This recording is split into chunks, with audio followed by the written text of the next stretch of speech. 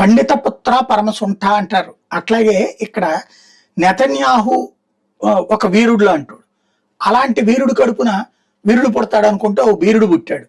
ఆయన పరువు తీస్తున్నాడు. ఇప్పుడు నెతన్యాహు కొడుకుకి సంబంధించి వైట్ హౌస్ మాజీ అధికారి చేస్తున్న హెచ్చరిక, పశ్చిమాసియాలో నెలకొన్న యుద్ధం నేపథ్యంలో ఇజ్రాయెల్ తరపున పోరాటం చేయకుండా మియామిలో నివసిస్తున్న ప్రధాని బెంజమిన్ నెతన్యాహు కొడుకు ఎయిర్ నెతన్యాహు ప్రమాదాలు చిక్కునే అవకాశం ఉందని అమెరికా అధ్యక్ష భవనం మాజీ అధికారి హోవర్డ్ స్టాఫర్ హెచ్చరిస్తున్నాడు.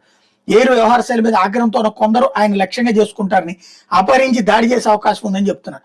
ఇతర పౌరుల మాదిరిగా ఐడిఎఫ్ లో ఎయిర్ తన పేరును ఎందుకు నమోదు చేసుకోవడం లేదని ప్రశ్నించారు. నెతన్యాహు కుమారుడి మీద ఇజ్రాయెల్ సైన్యం కూడా తీవ్ర అసంతృప్తి వ్యక్తం చేసినట్టు టైమ్స్ ఇన్ లండన్ చెప్పింది. దేశం కోసం మేము ఇక్కడ ముందుండి పోరాడుతుంటే ఎయిర్ మాత్రం తన కుటుంబంతో కలిసి మియామి బీచ్ లో ఎంజాయ్ చేస్తున్నారంటూ ఇజ్రాయెల్ ఉత్తర సరిహద్దులోని సైనికుడు తీవ్ర అసంతృప్తి వ్యక్తం చేశాడు. ఇక అమెరికాకు చెందిన డైలీ ఎక్స్ప్రెస్ కూడా ఇజ్రాయెల్ సైనికులు అసంతృప్తి ఉన్నారని చెప్తోంది. ప్రధానమంత్రి కుమారుడిగా ఇజ్రాయెల్ ని పరిరక్షించుకునే బాధ్యత ఉంది, అట్లాంటిది ఎయిర్ అమెరికాలో తిష్ట వేయడం అవివేకం అంటూ హెచ్చరిస్తున్నారు.